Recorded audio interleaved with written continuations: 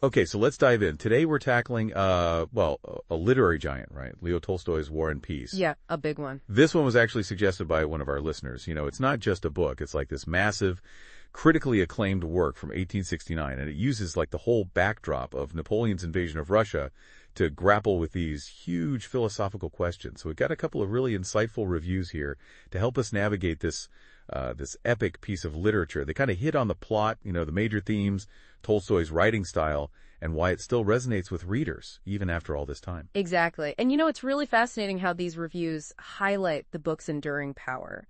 How it continues to be this like life-changing experience for so many people. They call it a monumental work, and for good reason. Yeah, totally. So we're not going to try to summarize the entire plot here. That's a journey you have to take yourself if you decide to pick up this brick of a book. Let's be honest, it's over 1,200 pages. It's a commitment. But what we want to do is unpack what makes War and Peace so significant.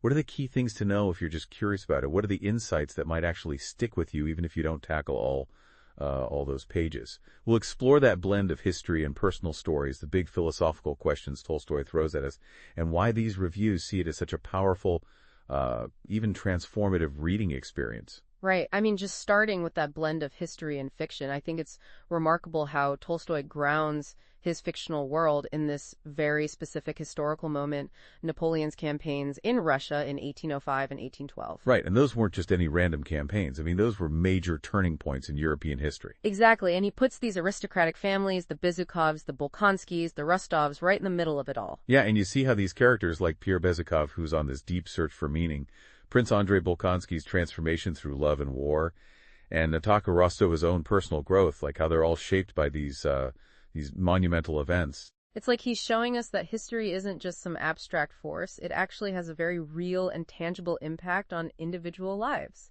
And it's interesting because Tolstoy actually had a pretty unique take on how history unfolds, right? Oh, absolutely. He was very skeptical of the great man theory of history. The idea that single individuals, these powerful leaders, are the ones who shape the course of events. Right. Instead, he argues that history is driven by this with collective will. It's the countless actions and choices of ordinary people that really matter.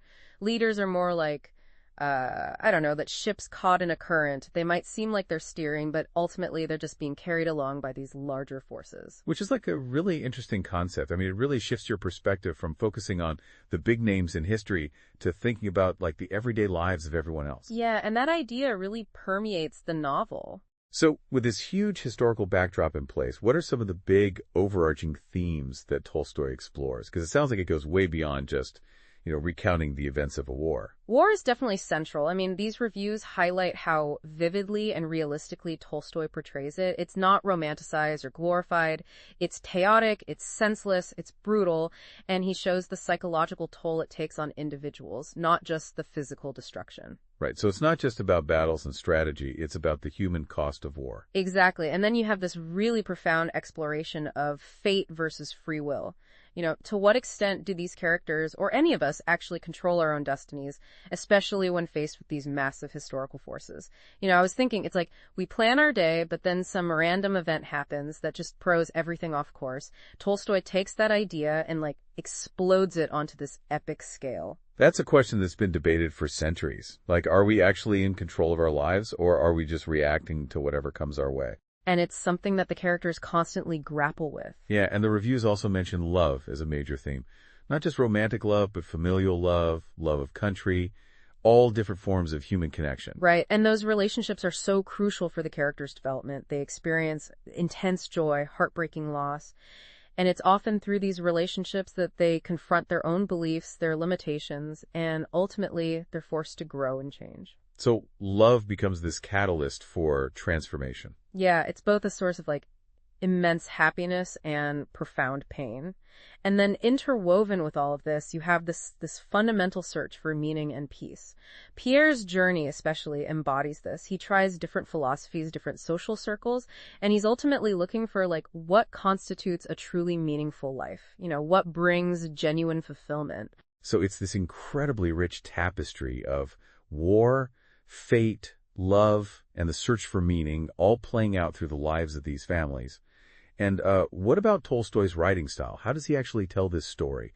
Because these reviews mention his really immersive prose and these philosophical asides he throws in. Well, his writing is incredibly detailed and immersive. You really feel like you're transported back to 19th century Russia. You can almost picture the grand ballrooms, the battlefields.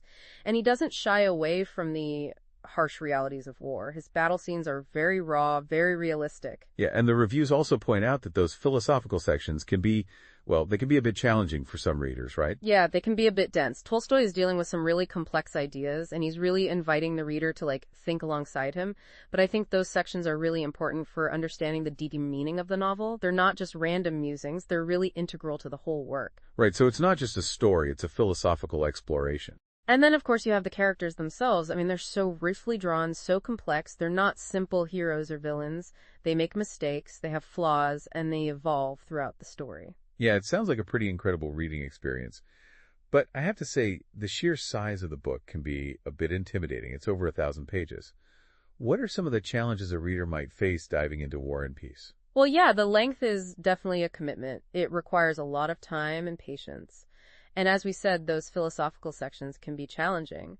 And with so many characters and those Russian names, it can be a little tough to keep track of everyone at first. Yeah, I can imagine needing a character map or something. Yeah, maybe some flashcards. But the rewards are truly immense. I mean, you go on this incredible journey through history, you gain this deep understanding of human nature, and it's a book that really stays with you. It makes you think about life's big questions long after you finished reading. So it's an investment, but it sounds like a worthwhile one. It's not just about the plot, it's about the experience, the journey. Okay, so to sum it all up, War and Peace isn't just a novel, it's this massive undertaking that uses the Napoleonic Wars as a backdrop to explore these really fundamental questions about war, fate, love, and what it means to be human. And Tolstoy does this by, masterfully weaving together these huge historical events with the intimate lives of his characters, and then he layers in his own philosophical reflections, even though it requires a good deal of effort from the reader. Exactly. It's a profound exploration of history, not just as a series of events, but as the lived experience of countless individuals. Which brings us to our final thought for it. Tolstoy believed that history is shaped not just by the famous figures, but by the actions of countless individuals. So how might that change the way you view current events? Is there a sense of collective impact that we often overlook, focusing instead on the big headlines and the actions of prominent individuals? It's something to consider maybe long after you've finished reading War and Peace, or maybe even just after listening to us try to wrestle with this massive work. Thanks for joining us. Thanks for having me.